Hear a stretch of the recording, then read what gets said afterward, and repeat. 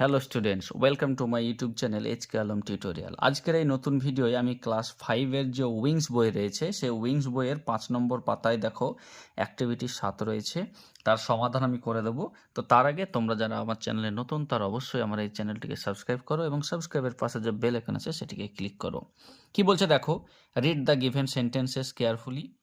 এই যে বাক্যগুলো আছে সেগুলো খুব যত্ন সহকারে পড়ো। And make a list of present and past tenses of the verbs used in the sentences. এবং এই বাক্যে যে ভার্বগুলো বা ক্রিয়াপদগুলো প্রেজেন্ট টেন্স বোঝাচ্ছে বা পাস্ট টেন্স বোঝাচ্ছে সেগুলোর একটা তালিকা তৈরি করো। Write the words in the appropriate boxes, এবং পরের পাতায় একটি বক্স রয়েছে, সেই বক্সে তোমরা যথাযথ জায়গায় সেটা লেখো।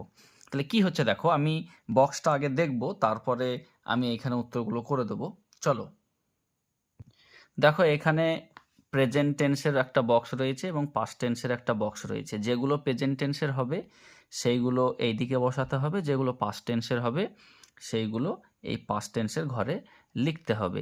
তো আমি দেখো ওখানেই পাস্ট এবং প্রেজেন্ট বলে লিখে দেবো, তোমরা এখানে প্রেজেন্টের ঘরে প্রেজেন্টগুলো, পাস্টের ঘরে পাস্টগুলো লিখে নেবে। আমি ওখানেই উত্তরগুলো করিয়ে দিচ্ছি, ঠিক আছে?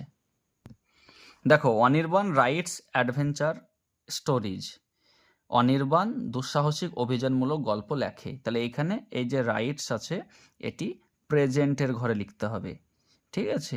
রাইটস আছে, তাহলে এস যুক্ত হয়েছে, তাহলে এটা প্রেজেন্টের বক্সে যেটা আছে সেখানে লিখবে তোমরা। Rintu স্যাং a beautiful song. Rintu একটি সুন্দর গান গেয়েছিল, তাহলে এখানে স্যাং, তাহলে সিং স্যাং সাং, তাহলে স্যাংটা হচ্ছে পাস্ট টেন্সের ঘরে তোমরা লিখবে। তারপর দেখো বলছে Ismail is a promising singer. তো এখানে দেখো ইজ, এই ইজটা হচ্ছে প্রেজেন্ট টেন্সের, তাহলে তোমরা এখানে প্রেজেন্ট টেন্স লিখবে। Next, the old man died yesterday. এখানে ডাইড যেটা রয়েছে সেটা হচ্ছে পাস্ট টেন্সের ভার্ব, তাহলে পাস্টের ঘরে লিখবে। নেক্সট, নির্মল ডিপলি লাভড হিজ চিলড্রেন। তাহলে এখানে লাভড রয়েছে, এটাও তোমরা পাস্ট টেন্সের ঘরে লিখবে। নেক্সট দেখো বলছে ফ্রুটস আর ফুল অফ ভিটামিনস। এখানে আর যেটা রয়েছে সেটা প্রেজেন্ট টেন্সের ঘরে লিখবে। তারপর দেখো বলছে তৃষা অলওয়েজ ওয়ার্কস হার্ড। এখানে ওয়ার্কস এটা হচ্ছে প্রেজেন্ট টেন্সের ভার্ব, তাহলে তোমরা প্রেজেন্ট লিখবে।